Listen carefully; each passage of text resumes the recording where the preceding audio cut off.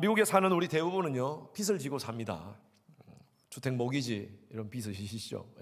그리고 학자금 융자를 가진 분도 계시고요, 자동차 할부 빚도 있고요, 크레딧 카드 빚 이것도 있습니다.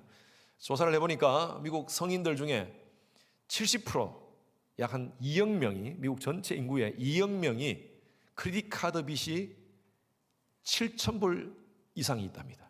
에버리지로 7,000불 이상의 크레딧 카드 빚이 있다고 합니다. 요즘 그 중앙은행에서 프라임 레이트, 그 기준 금리를 제로로 만들어 놨습니다. 그래서 참 이자율이 다 좋다 그렇게 하지만, 그러나 크레딧 카드 빚의 그 이자율은 내려가지 않습니다. 이자율은 내려가지 않습니다. 평균 한 16% 정도 지금 되고 있습니다. 그래서 이자율이 16%면요 연 이율이거든요. 여러분, 만 불이 만약에 빚이 있다면 매년 여러분들이 1,600불 계속 이자로 내는 겁니다. 이자로만 그렇게 내는 겁니다. 그래서 자꾸 갚아도 크레딧 카드 빚이 내려가지 않는 이유가, 이게 복리로, 남은 돈이 복리로 붙기 때문에 이 크레딧 카드 빚을 갚는 것이 참 쉽지 않습니다. 얼마 전에 CNBC 방송에 워렌 버핏, 여러분 아실 겁니다. 미국에서 부자 중에 한 사람이죠. 약 한국 돈으로 따지면 100조 정도의 재산을 가진 사람인데, 이 사람이 어떤 사람과 이 대화한 것을 인용해서 보도를 했습니다. 어떤 사람이 이 워렌 버핏에게 묻습니다. 내가 여유 자금이 돈이 좀 있습니다. 이것을 투자를 하고 싶은데 어디에 투자하면 좋겠습니까? 라고 워렌에게 얘기를 했습니다. 그러니까 이분이 뭐라고 얘기했냐면, 당신 크레딧 카드 빚이 있습니까? 예. 몇 프로입니까? 18%입니다. 예. 그거부터 갚으세요. 다른 데 투자하는 것보다 그거부터 갚으세요. 왜냐하면 이 워렌 버핏 자기도 지금 이 코비드 시대에 자기가 18% 이율을 낼 수 있는 데가 없다는 것입니다. 그만큼 이 크레딧 카드의 빚이 18% 이자를 낸다는 것은 이거 엄청난 부담이라는 거예요. 여러분, 혹시 세이빙 어카운트에 돈이 있으면서 크레딧 카드 빚이 있습니까? 거기는 돈을 넣어놓고 크레딧 카드 빚을 지고 있습니까? 어리석은 일입니다. 그거 빼서 크레딧 카드 빚부터 빨리 갚으시기 바랍니다. 빚 중에 가장 쉽게 얻을 수 있는 빚이 크레딧 카드 빚이고요, 가장 갚기 힘든 빚이 크레딧 카드 빚입니다. 오늘 말씀에 보면요, 우리 다시 우리 13장 8절 말씀 한번 띄워주세요. 이 말씀은 피차 사랑의 빚 외에는, 이게 먼저 나와 있지만 원어 성경, 헬라어 원어 성경이나 영어 성경에는요, 아무에게든지 아무 빚도 지지 말라, 이것부터 먼저 나와 있습니다. 그래서 let no debt remain outstanding. 여러분, 이 remain outstanding이라는 것이 바로 이 outstanding loan입니다. outstanding loan. 우리가 돈을 갚아야 될 남아있는 채무입니다. 채무. 여기는 두 가지 의미가 있습니다. 방금 말씀드린 대로 재정적인 그런 빚 지지 말라는 거예요. 가능하면 재정적인 빚 지지 말라는 겁니다. 우리가 미국에 살면서 사실 이 말이 현실적이지 않는 것 같이 보이지만, 여러분, 우리가 과도한 빚을 지지 말자는 거죠. 최대한 우리가 빚을 갚으면서 살아나는 겁니다. 두 번째 의미는요, 우리가 이 사회에 대해서, 국가에 대해서 해야 될 책임과 의무가 있습니다. 그 의무를 다 이행하면서 살아나는 의미가 있습니다. 그래서 이 말씀, 우리가 8절 앞에 말씀 1절부터 13장 1절부터 7절까지 말씀이 바로 그 말씀입니다. 우리가 이 국가에 대한 책임, 사회에 대한 책임을 감당하며 살아나는 그런 사도 바울의 권면이 있습니다. 7절 말씀 한번 볼까요? 7절 말씀 같이 읽습니다. 시작. 모든 자에게 줄 것은 주되 조세를 받을 자에게는 조세를 바치고 관세를 받을 자에게는 관세를 바치고 두려워할 자들을 두려워하며 존경할 자를 존경하라. 세금 제대로 내고 법 제대로 지키면서 책임과 의무를 다하라는 것입니다. 여러분, 이것도 믿음의 문제입니다. 믿음과 사회생활을 분리해서는 되지 않습니다. 믿음이 있는 사람, 하나님을 바르게 믿는 사람은요, 사회생활 속에서 내가 할 책임과 의무를 감당하며 살아갑니다. 절세는 하되 탈세는 하지 않아야 됩니다. 그것이 바로 그리스도인의 의무와 책임이라는 것이죠. 그래서 내가 해야 될 사회에서 시민으로서 또 국민으로서 내가 해야 될 의무와 책임, 이것도 빚이라고 얘기합니다. 겁이 지지 말라는 거예요. 그 당시에도 지금도 그런 사람들이 있지만 그 당시에도 예수 믿는다 하면서 재정적으로 필요 이상의 많은 빚을 지고 또 시민으로서 국민으로서 책임을 회피하는 사람들이 있었기 때문에 사도 바울이 이 얘기를 한 겁니다. 오늘 이 말씀을 통해서 저는요, 여러분들에게 우리가 한 이 말씀을 빚을 지지 말라는 이 말씀을 우리가 보면서 묵상하면서 이 앞에 말씀에 보면요, 다시 한번 더 8절 말씀 한번 띄워주세요. 사랑의 빚 외에는 지지 말라고 그랬어요. 그래서 두 가지로 사랑의 빚이 있는데 이 사랑의 빚은 두 가지가 있습니다. 내가 도저히 갚을 수 없는 빚이 있습니다. 그리고 내가 갚을 수 있는 빚이 또 있습니다. 이 두 가지를 한번 여러분 생각해 보기를 바라요. 사랑의 빚 외에는 지지 말라 그랬는데 우리가 갚을 수 있는 빚이 어떤 것인가? 아니면 갚지 못할 빚이 어떤 것인가? 첫 번째로는요, 내가 갚지 못할 빚이 있습니다. 이 말씀을 풀어버리면 이렇습니다. 아무에게도 아무런 빚을 지지 말라. 그러나 서로 사랑의 빚을 지는 것은 예외다. 왜? 갚지 못하기 때문에. 여러분, 우리가 산다는 것은요, 누군가에게 많은 사랑을 받고 산다는 것입니다. 우리가 보통 일반적으로 자수성가 그런 얘기를 해요. 자수성가. 나는 자수성가했다. 저 사람은 자수성가했다. 여러분, 정말 우리가 한번 정말 진짜 자수성가한 사람이 있을까요? 세상을 살면서 아무 도움이 없이 그냥 스스로 혼자서 자라는 사람이 있을까요? 태어난 사람이 있을까요? 없습니다. 모든 생명체 중에 가장 약한 존재가 인간입니다. 사슴이나 코끼리나, 여러분 한번 우리 동물의 왕국이나 그런 프로를 보면 그런 동물들도 애가 아니고 새끼가 딱 태어나면 그냥 걷습니다. 퍼덕퍼덕 하다가 걷습니다. 그런데 인간은 못해요. 인간은 걸으려면요 1년이 걸립니다. 1년. 돌 지나야지 걸어요. 그러면 그럴 때까지 누군가의 도움이 필요해요. 누굽니까? 우리 부모님들이에요. 부모 도움 없이 또 자라면서 주위에 있는 사람 도움 없이 그렇게 내 스스로 나는 아무 도움 없이 자랐다, 컸다, 성공했다 하는 사람이 있을까요? 여러분, 성공한 사람도요, 주위에 도움이 다 필요한 사람들이 도움 때문에 그렇게 성공한 거예요.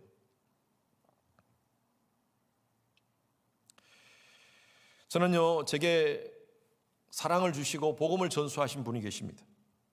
신앙이 무엇인지, 교회를 어떻게 섬겨야 되는지, 또 교회 사역자들을 어떻게 섬겨야 되는지, 하나님을 어떻게 사랑해야 되는지, 삶을 어떻게 살아야 되는지, 사랑과 인간관계 속에서 어떻게 인간관계를 잘 만들어 가야 되는지, 그것을 삶으로 보여주신 분이 계십니다.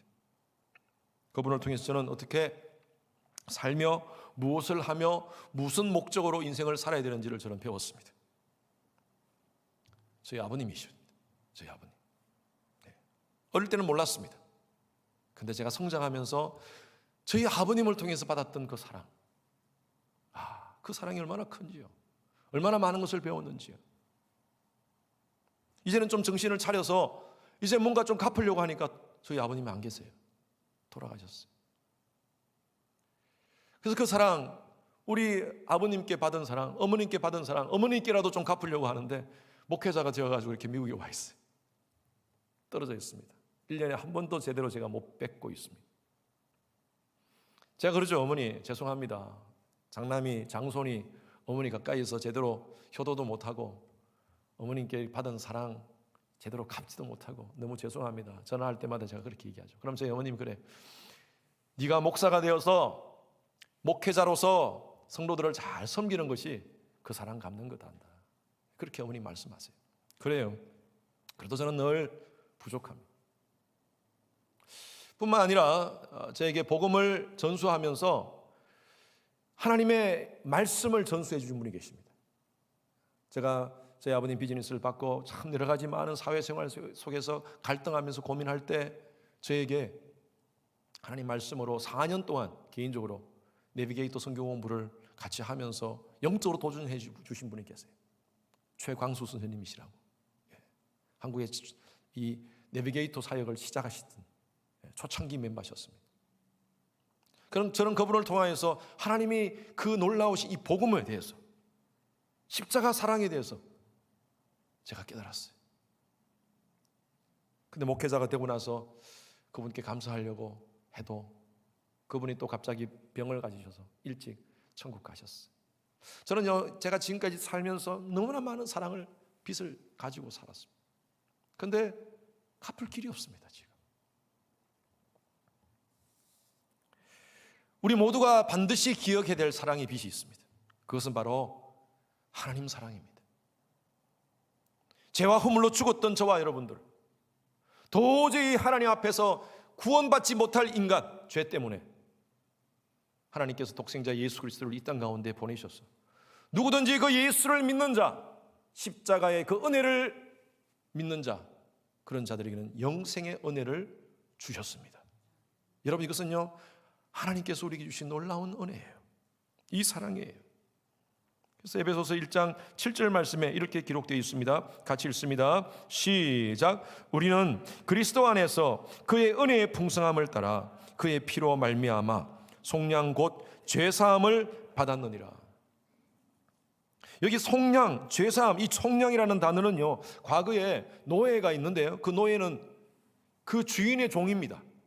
이 노예는 평생 그 주인의 종으로 살아야 돼요. 노예가 스스로 해방하기 위해서는요, 자기 몸값을 주인에게 지불하고 해방되는 수밖에 없어요. 그런데 무슨 노예가 돈이 있습니까? 그런데 누군가가 그 노예의 주인에게 돈을 지불하는 것, 그리고 그 노예를 데려오는 것, 그 노예를 자유케 해주는 것, 그 돈을 지불하는 것을 속량이라고 합니다. 속량. 하나님께서 우리의 죄를 하나님 예수 그리스도를 통하여 대속케 하셔서, 이것을 속량케 하셔서 저와 여러분들을 하나님의 자녀로 어답션, 양자 삼아 주셨어요. 여러분, 이 일에 우리가 한 건 없습니다. 하나님의 일방적인 사랑과 은혜인 줄로 믿습니다.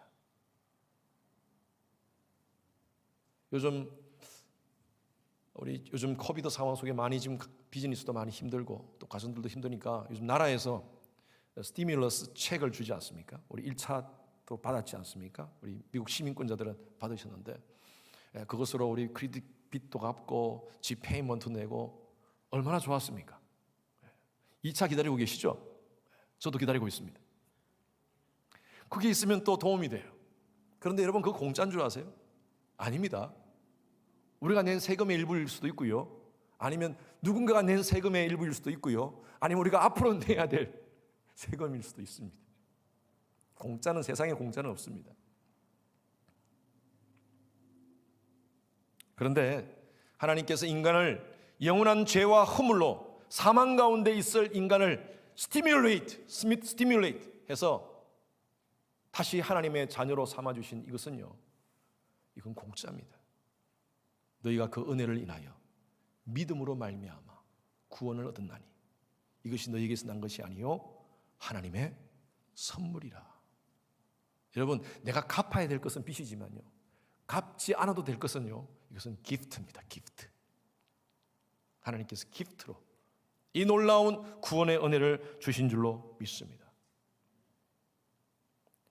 그래서 고린도후서 5장 17절 말씀에 사도 바울은 이렇게 선포합니다. 다 같이 시작. 그런즉 누구든지 그리스도 안에 있으면 새로운 피조물이라. 이전 것은 지나갔으니 보라 새 것이 되었도다. 여러분, 이것은요, 사도 바울의 이 선포입니다. 선포. 구원의 은혜에 대한 선포입니다. 하나님께서 죄와 허물로 죽었던 나를 스티뮬러스 시켰어. 자극시켰어. 고무시켰어. 하나님 자녀 삼아 주시고 예수님의 그 십자가의 피로 말미암아 다 모든 것을 속량해 주셨어요. 다 갚아 주셨어요. 내가 갚아야 되는데 나는 갚을 능력이 없으니까 예수님께서 대신 갚아 주셨단 말이에요. 우리가 부르는 찬양 있잖아요. 주의 은혜로 대속하여서. 이 찬양 영어 가사가 참 은혜스럽습니다. Jesus paid it all to him I owe. 내가 빚진 거 예수님께서 paid it all. 할렐루야. 싹 다 갚아주셨다는 거예요, 대신. 여러분, 이 은혜를 받고 사는 사람은요, 그냥 살 수 없습니다. 변화된 삶을 삽니다. 그래서 사도 바울이 얘기하는 거예요. 그리스도 안에서 이런 놀라운 하나님의 은혜를 체험한 사람, 이 놀라운 사랑의 은혜를 체험한 사람은요, 새로운 피조물이라. 반대로 이 은혜를 체험하지 못하면요, 변화되지 않습니다. 교회를 다닌다고 해서, 교회만 나온다고 해서, 내가 교인이라고 말만 해서 변화되는 게 아니에요. 저는 대학 3학년 때까지 모태신앙으로 어릴 때부터 자랐어요. 저는 개인적으로 제가 예수님을 영접한 것은 대학 3학년 때 영접을 했습니다. 하나님의 사랑, 하나님의 은혜를 체험하고 나니까 조금씩 물론 그때 제가 헷가닥 변한 거 아니에요. 그런데 조금씩 변해요. 목회자로서 헌신하고 나서 신학교 다니면서 전도사로서, 그리고 나중에 강도사로서 목사가 되고 나서도 조금씩 변했어요. 이 놀라운 하나님의 사랑을 받은 사람은요, 변하지 않을 수가 없습니다. 뉴 크리에이션이니까요, 새로. 제 아내가 가끔 그런 얘기해요. 당신 참 많이 변했다. 제 아내가 다 알지 않습니까, 저를. 참 많이 변했다. 집사 시절하고 전도사 시절하고 강도사 시절하고 이제 목사 되니까 확실히 다르다. 여러분, 이 놀라운 하나님의 사랑을 가진 사람들은 변하지 않을 수가 없습니다. 나는 왜 이렇게 안 변하나? 아닙니다. 여러분, 정말 복음 안에 있습니까? 주님의 사랑을 체험하고 있습니까? 그러면요, 여러분들 변하고 있는 중입니다. 나도 모르지만 조금씩 변하고 있어요. 제가 여러분들에게 말씀드렸죠. 헷가닥 변하는 건 좀 위험해요. 헷가닥 변하면 헷가닥 다시 돌아가요. 그런데 하나님의 은혜에 감사해서 조금씩 말씀을 통하여 하나님께 내가 바르게 살려고 몸부림치는 그 모습을 통하여 변하고 있어요. 요즘 우리 커피 브레이크 성경 공부를 통하여서 아브라함, 이삭, 야곱, 요셉의 삶을 통하여 우리가 얼마나 많은 도전을 받습니까? 제 아내를 통하여서, 여러 우리 리더들을 통하여, 또 우리 성도님들이 어떻게 말씀을 통하여 변화하고 있는지 제가 다 듣고 있어요. 얼마나 감사한지. 여러분, 그래요. 이 사랑 우리가 갚을 수가 없습니다. 그러나 이 사랑을 아는 사람은 변하게 되어 있어요. 오늘 이 말씀에 우리가 아까 읽었던 말씀 8절 말씀에 피차 사랑의 빛 외에는 아무에게든지 아무 빛도 지지 말라. 이것은 사랑의 빛을 마음껏 줘도 되느냐? 이거 아닙니다. 사랑의 빛을 진 자들은 내가 해야 될 책임과 의무를 감당하려고 몸부림친다는 거예요. 그래서 사도 바울이 이어서 8절 다음에 몇 절입니까? 어떻게 아셨어요? 예, 아시네요. 예, 9절입니다. 9절 말씀에 보면 이렇게 말씀이 나와 있습니다. 자, 보십시오. 시작. 간음하지 말라, 살인하지 말라, 도둑질하지 말라, 탐내지 말라 한 것과 그 외에 다른 계명이 있을지라도 내 이웃을 내 자신과 같이 사랑하라 하신 그 말씀 가운데 다 들었느니라. 사랑은 이웃에게 악을 행하지 아니하나니 그러므로 사랑은 율법의 완성이니라. 자, 여기 보세요. 말라가 4번 나와 있습니다. 하라는 몇 번 나와 있습니까? 한 번 나와 있어요. 근데 사랑하라, 결론은 사랑하라예요. 그러면서 마지막에 10절은 사랑은 율법의 완성이니라. 말라 아무리 해도 하라로 끝나는 거예요. 하라. 십계명은 한마디로 사랑하랍니다. 하나님 사랑, 이웃 사랑입니다. 하나님 사랑을 받은 사람은, 이 사랑의 빛을 받은 사람은 이웃을 사랑하는 마음을 가져야 된다는 것입니다. 마태복음 18장에 보면 예수님께서 1만 달란트 빚진 사람에 대한 비유를 합니다. 1만 달란트를 빚졌습니다. 여러분, 1만 달란트는요, 돈을 한 번도 안 쓰고 16년 동안 모은 정도의 금액입니다. 16년 동안 우리가 매일매일 일을 해가지고 모으면 약 한 1만 달란트, 그 당시에로 따지면 1만 달란트, 16년 동안, 여러분 16년 동안 모을 그 돈이면 엄청난 돈입니다. 그건 갚을 수가 없어요, 정말. 그런데 왕이요, 그 1만 달란트 빚진 사람을 탕감해 줍니다. 엄청난 사랑을 베풀어 준 거죠. 그리고 이 사람은 얼마나 기쁘겠습니까? 자기 목숨을 바쳐야 되고 자기 가족을 다 그냥 왕한테 바쳐야 되는데 그걸 모든 것을 탕감해 주니까 얼마나 기뻤겠습니까? 너무 기뻐가지고 동네 다니다가 자기한테 100데나리온 빚진 자를 만납니다. 여러분 이 스토리 아실 겁니다. 그죠? 100데나리온 빚진 자를 만나니까 너 잘 만났다 하면서 멱살을 잡고 돈 내놔라고.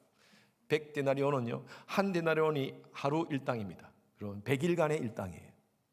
16년 동안 일당을 탕감받은 사람이 나한테 100일 일당을 빚진 사람을 잡아다가 옥에 가뒀습니다. 어떻게 그럴 수 있어요? 나중에 그 소식을 듣고 왕이 어떻게 네가 그럴 수가 있느냐? 여러분 이 비유에서 예수님께서 하신 말씀의 의도가 뭐냐? 하나님의 놀라우신 사랑을 받았다면, 1만 달란트 탕감을 받았다면, 여러분 아무도 줄 수 없는 것이 영생입니다. 하나님을 통해서, 예수 그리스도를 통해서 영생의 은혜를 받았다면 여러분 이보다 더 큰 우리가 빚이 탕감받은 것이 어디 있겠습니까? 그렇다면 우리 주위에 있는 힘들고 어려운 사람을 돌아보면서 그들을 섬기며 이 사랑의 빚을 갚으라는 것이에요. 사랑하면서. 성 어거스틴이 이런 얘기를 했습니다. 하나님 사랑하라. 따라하십시오. 하나님 사랑하라. 그리고 네 마음대로 하라. 여러분 이 말의 의미를 아시겠습니까? 하나님 사랑하는 사람이 간음하겠어요? 하나님 사랑하는 사람이 살인하겠어요? 도둑질하겠어요? 남의 것 탐내겠어요? 아니에요. 하나님 사랑하는 사람은요, 이웃을 마땅히 사랑하게 돼 있다는 거예요. 그래서 저는요, 우리 교인들, 우리 성도님들이 이 하나님 사랑에 대한 이 사랑의 빚을 갚으려는 마음으로 좀 살았으면 좋겠습니다. 저와 여러분들이. 이 세상은요, 채무의식으로 사는 사람이 있고 채권의식으로 살아가는 사람이 있어요. 근데 사람은 대부분 다 인간이 굉장히 이기적이기 때문에요, 대부분의 많은 사람들은요 채권의식으로 살아갑니다. 채권의식. 내가 준 것이 많다고 생각해요. 그래서 다른 사람한테 내가 받을 게 많다고 생각해요. 내가 준 것이 많으니까 받을 게 많다고 생각합니다. 신앙생활 하면서도 마찬가지예요. 내가 하나님 앞에 이전도 헌신했는데, 하나님 앞에 이렇게 내가 예배도 열심히 참석했는데 왜 하나님 나한테 안 줘? 예배에 참여해도 하나님께 드리는 것보다 받을 거 생각합니다. 채권의식이에요. 채권의식. 그러니까요, 사랑과의 관계 속에서도 늘 내가 받을 게 있다고 생각하는 거예요. 그러니까 불평과 불만이 끊이지 않아요. 사람은요, 이게 간사해서요, 내가 뭐 하나 줘놓고요 2개, 3개 바래요. 이게 채권의식이에요. 채권의식. 내가 받을 게 많다고 생각해요. 그리고 다른 사람이 사랑을 베풀 주더라도 내가 감사를 몰라요. 왜? 나는 마땅히 받을 자격이 있는 사람이니까. 이게 채권의식입니다. 어떤 사람한테 밥을 사줬어. 그러면서 그때부터 계속 매일매일 묵상하는 게 뭐냐면, 저 사람 언제 나한테 전화해서 밥 사준다 하나? 예. 이런 채권의식이에요. 채권의식. 누군가 그렇게 사랑을 베풀어줘도 그냥 전혀 몰라요. 구역장들 가운데서도 참 우리 교회 구역장님들이 성도님들 잘 섬겨요. 우리 구역원들 참 잘 섬깁니다. 감사해요. 그런데 그렇게 섬겨도 어떤 분은요, 그 감사를 몰라. 감사를 몰라. 어떨 때는 얄밉고 속상해요. 예? 우리 섬기는 사람 입장에서는 정말 속상하고 얄미워요. 그런데 그분은요, 항상 받을 자격이 있다고 생각해.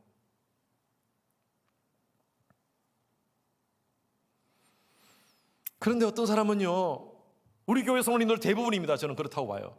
우리 교회 성도님들 대부분은요, 채무의식을 가지고 사는 줄로 믿습니다. 내가 어떻게 하면 사랑을 베풀까?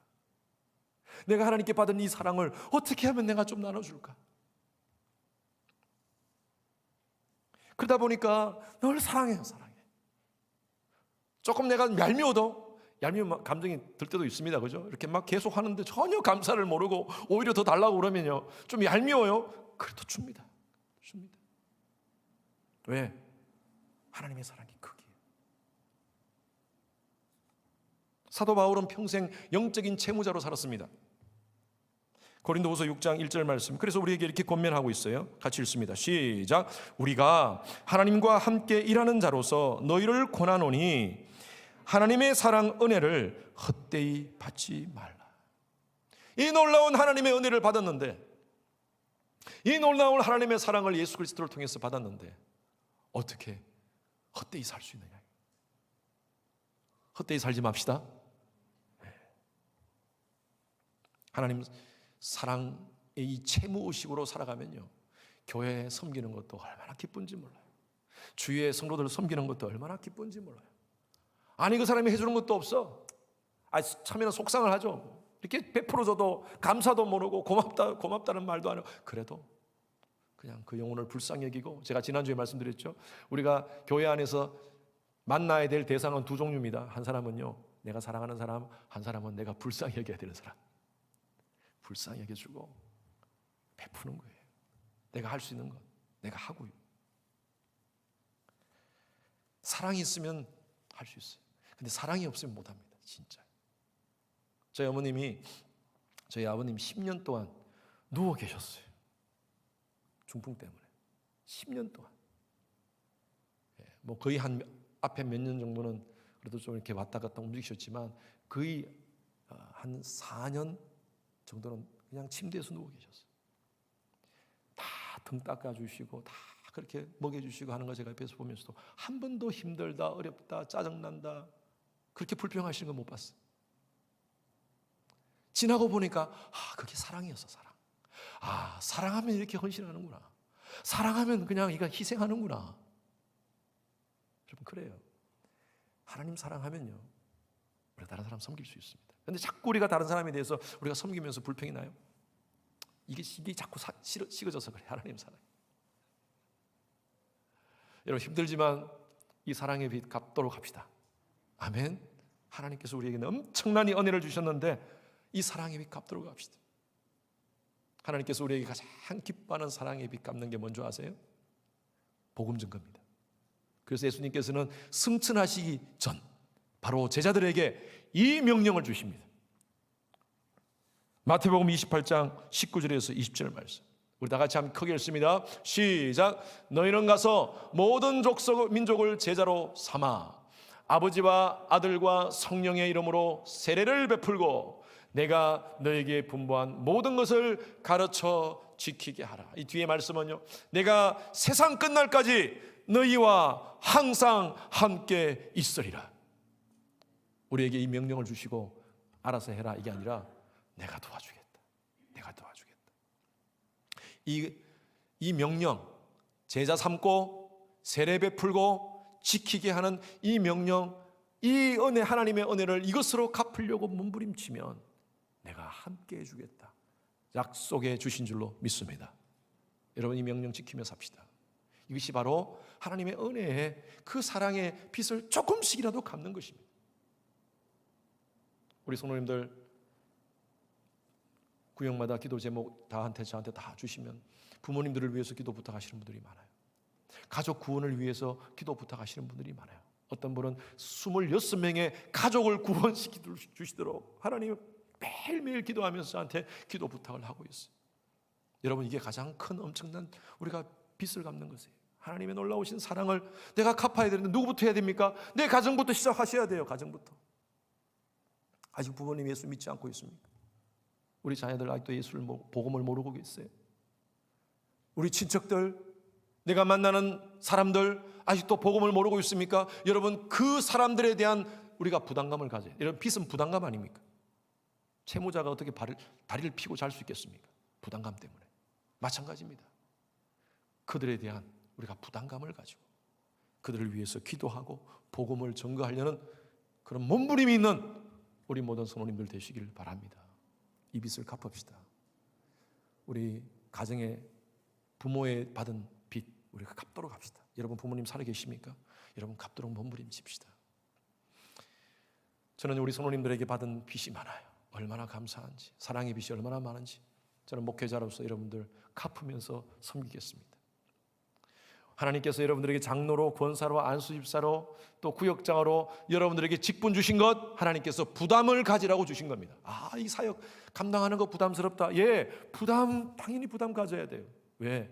하나님께서 그 사랑의 빚을 그렇게 갚으라고, 내게 맡겨진 영혼들을 위하여 섬기라고 그렇게 그 부담감을 주시는 겁니다. 여러분, 그렇게 사랑하면서 이 빚을 조금씩 갚으면서 그렇게 살아가는 우리 모든 성도님들 되시기를 주님 이름으로 축원합니다. 그럴 때 하나님께서 기뻐하시고 또 여러분 삶을 하나님이 축복해 주시리라 믿습니다. 우리 한번 눈 감고 같이 한번 기도 한번 합시다.